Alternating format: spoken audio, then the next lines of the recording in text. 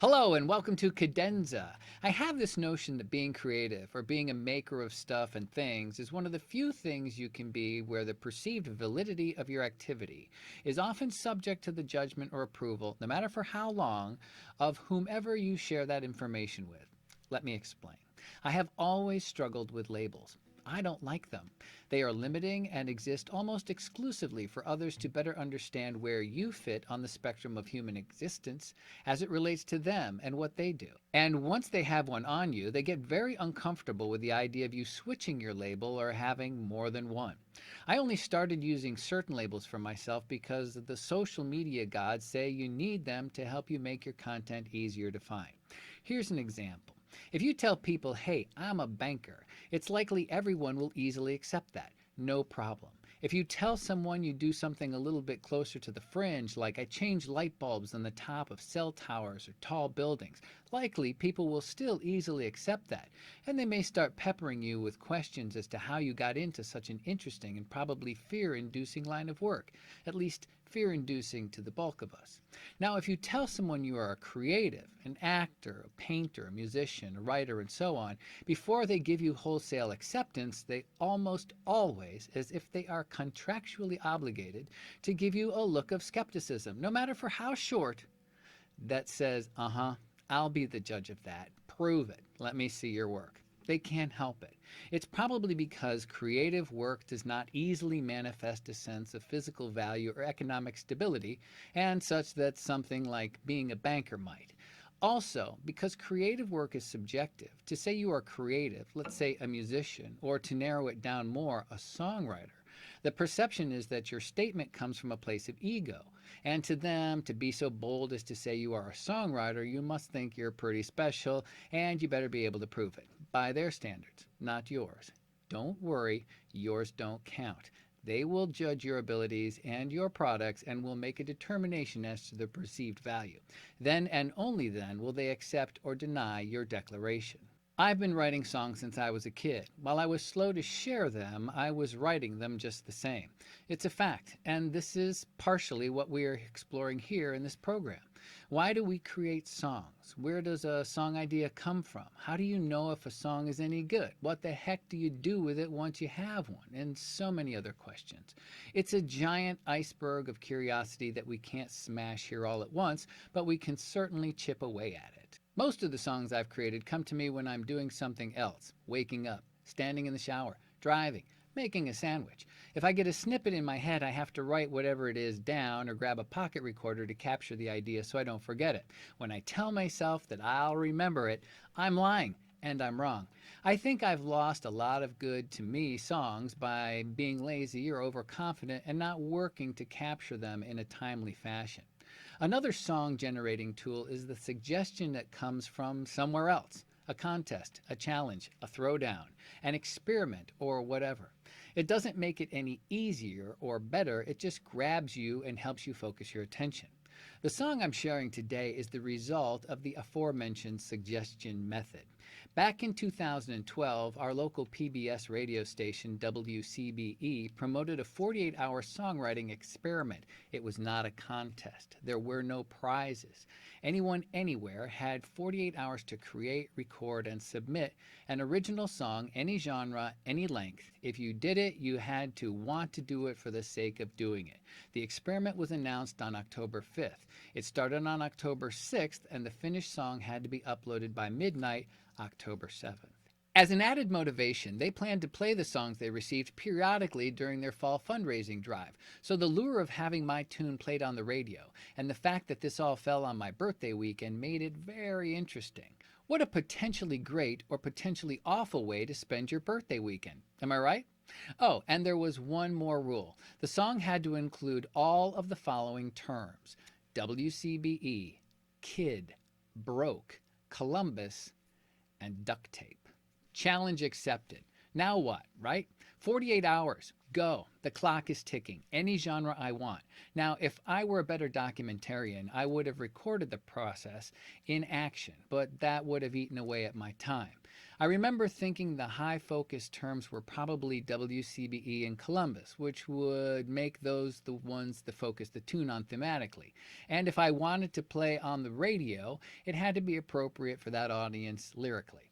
I remember playing around with some chords on the guitar and a little bit on the piano to see what, if any, kind of tune would present itself, while my lyrical mind churned on things like what the hell was I going to do with the term duct tape. And as I was trying to connect with what the tune might sound like, I was also thinking how I might record it to make it interesting enough to be worthy of radio play. I'm not sure when the noodling coalesced into a tune, but once it did, how it took shape was very exciting. I had the bulk of the framework done on the first day, enough so that I could start making some initial recordings. There wasn't a lot of time to get all judgy. Once the tune was created, that is the tune I went with. It seems I skipped genre identification entirely and just rolled with what came. I don't generally write to genre. I think you can probably make any song fit any genre you need to, as you need to. The second day was all about production and some wordsmithing. Also, at some point, I felt it needed a bridge to add a bit of variation and a bit more energy. Production is weird for me. How much is enough? How much is too much? When is it done? When is done done?